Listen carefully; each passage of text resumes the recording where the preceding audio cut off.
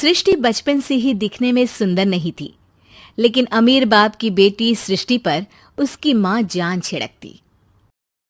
मेरी बेटी कितनी प्यारी है, भगवान सबको सृष्टि जैसी बेटी दे। सृष्टि धीरे धीरे बड़ी होती है।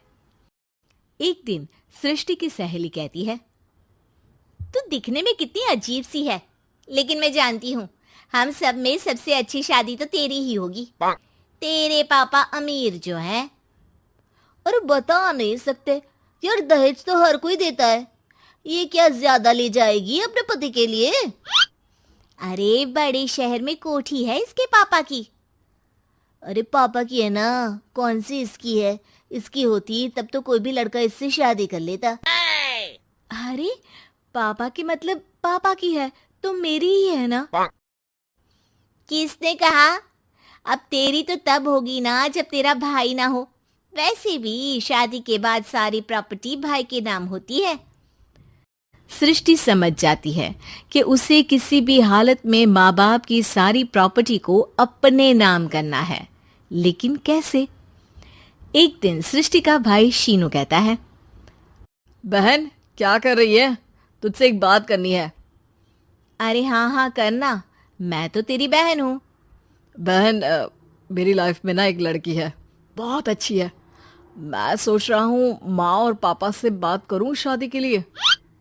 सृष्टि को समझ में आ जाता है कि भाई की शादी होते ही भाभी उसे एक दिन भी घर में बर्दाश्त नहीं करेगी। क्या बात है भाई, बताना कौन है वो? यार वो बहुत अच्छी लड़की है, पढ़ी लिखी है, मेरे साथ जॉब भी करती है। बस एक प्रॉब्लम है। प्रॉब्लम? क्या प्रॉब्लम है भाई? यार वो शादीशुदा है, लेकिन उसके पति ने उसे सिर्फ इसलिए छोड़ दिया क्योंकि उसके माँ बाप दहेज नहीं दे पाए। सृष्टि ये सुनकर न जाने क्यों खुश हो जाती है। अरे भाई तो क्या हुआ, लड़की तुझे तो पसंद है ना? शीनू को लगता है कि बहन उसे समझ रही है। वो इस बात से अनजान होता है कि उसकी बहन की मंशा पूरा घर हड़पने की है। सृष्टि अपनी माँ से कहती है, मम्मी मुझे तो बहुत चिंता है, पता है शीनू क्या कर रहा है? अरे क्या कर रहा है, वो तो काम पर जाता है और वापस घर आता है। नहीं ना माँ, वो यही तो नहीं कर रहा, बाकी सब कर रहा है। आपको पता है उससे प्यार है, और वो भी एक शादीशुदा लड़की से। ये क्या हो गया? मैं सोसाइटी में क्या मुंह दिखाऊंगी? अरे तेरे पापा तो यही कहेंगे कि मैंने ही उसे बिगाड़ दिया है। माँ देखो, मेरी बात मानो, पापा पर भी विश्वास करने की जरूरत नहीं है। अब आप ही बताओ, पापा इतनी देर घर के बाहर रहते हैं क्यों? बोलो। अरे बेटा वो तो नौकरी करते हैं ना। तू बहुत भोली है माँ। पापा का ऑफिस तो 7 बजे खत्म हो जाता है, लेकिन देखो कितनी देर से आते हैं। अरे नहीं नहीं बेटा, ऐसी कोई बात नहीं है। सृष्टि माँ को एक औरत से बात करते पिता की फोटो दिखाती है। देखो माँ कैसे हैं पापा, मैं ना कहती थी कि पापा सही नहीं है। मैं तेरे पापा से बात करूंगी, दे फोटो मुझे। ओ माँ, वो तो डिलीट हो गई। लेकिन चल, तूने तो देख लिया ना, पापा से बाद में बात कर लेना। और हाँ, मेरा नाम बिल्कुल मत लेना। हाँ माँ। अब क्या था, सृष्टि के माँ और पिता के बीच झगड़ा होना शुरू हो जाता है। सृष्टि के मन में क्या चल रहा था कोई नहीं जानता था। एक दिन, माँ सृष्टि के लिए एक लड़का देखा है, वो लोग शाम को उसे देखने आने वाले हैं। और हाँ माँ, एक खुशखबरी, मैं और पापा मिलकर एक नया बिजनेस ट्राई कर रहे हैं। शाम को लड़का आता है, सांवले रंग का। सृष्टि को तो बिल्कुल भी पसंद नहीं आता।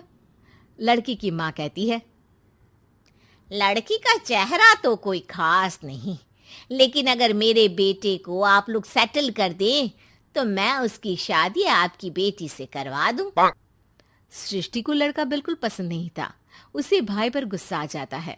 लड़के वालों के जाने के बाद कहती है, माँ देखा शीनू मेरे लिए कैसा लड़का लेकर आया, न दिखाने लायक न सुनने लायक, सेटल भी नहीं, वो भी हम करे। अरे माँ, मैं जानती हूँ ये मेरी शादी किसी भी घर में क्यों करवाना चाहता है। अरे कैसी बात कर रही है बहन? तूने तो देखा ना, लड़के को मैंने ही मना कर दिया तुझसे शादी के लिए। जिसने लड़का बताया था उसने उसकी बहुत तारीफ की थी। बात आई गई हो जाती है, लेकिन सृष्टि का मन शांत नहीं होता। क्या करूं, कुछ समझ में नहीं आ रहा। मेरी शादी हो गई तो ये लोग पूरी प्रॉपर्टी शीनू के नाम कर देंगे, मेरे हाथ तो कुछ लगेगा ही नहीं। तभी सृष्टि को आइडिया आता है। वो किसी वकील को फोन करती है। जी देखिए, अगर आपके मम्मी पापा का तलाक हो जाता है तो आपके पिता की आधी प्रॉपर्टी आपकी माँ के नाम हो जाएगी, फिर उसे वो किसी को भी दे सकती है। सृष्टि अब माँ को बेटे के खिलाफ भरती है। माँ, शीनू पर नजर रखा करो, वो जिस लड़की के प्यार में है ना वो शादीशुदा है। यहाँ आएगी, सारा पैसा रुपया जमीन जायदाद सब हड़प लेगी। पापा का भी हाल तुमसे छुपा नहीं है।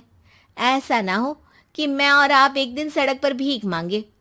हे भगवान, मैं तो जीते जी मर जाऊंगी अगर ऐसा हो गया तो। ऐसा हो गया नहीं माँ, ऐसा ही होगा। अभी समय है, आगे का सोच लो। मैं तो कहती हूँ पापा से आधी प्रॉपर्टी लेकर अलग हो जाओ। पापा की आधी प्रॉपर्टी भी हम लोगों को अगर मिल जाती है ना तो अगले 7 जन्म सफल समझो। बेचारी माँ बेटी के कहने पर पति से तलाक लेकर अलग हो जाती है। सृष्टि अब पैसों से गाड़ी और अपने दूसरे महंगे शौक पूरे करने लगी। उसके दोस्त भी उसके पैसे इस्तेमाल करते। सृष्टि, कल तुम कहाँ थी? मैं सारा दिन घर पर अकेली थी। तो मैं क्या करूं? मैंने ठेका तो नहीं लिया है ना तुम्हें संभालने का। माँ को सृष्टि से ये उम्मीद नहीं थी। वो बैठकर रोने लगती है। वहीं उसका पति यानी कि सृष्टि के पिता आ जाते हैं। मैं जानता था कि तुम्हारा यही हाल होगा, तो आपने मुझे रोका क्यों नहीं? मैं रोकता तो तुम रुकती क्या? सृष्टि के कहने पर तुमने मुझ पर अपने बेटे पर शक किया, लेकिन तुम ये भूल गई कि कैसे हम दोनों ने मिलकर जीवन में इतना सब खड़ा किया। माँ पति के गले लग जाती है। मुझे माफ कर दीजिए, मैंने आपकी कमाई का एक बड़ा हिस्सा गवा दिया। कोई बात नहीं, तुम साथ हो तो मैं ऐसी 7 प्रॉपर्टी खड़ी कर दूंगा। तभी वहां सृष्टि आ जाती है रोते हुए। माँ, मयंक ने मुझे छोड़ दिया। वो बोल रहा था जब तक मेरे पास पैसे थे तब तक ही वो मेरे साथ था। पापा, माँ, मुझे माफ कर दीजिए।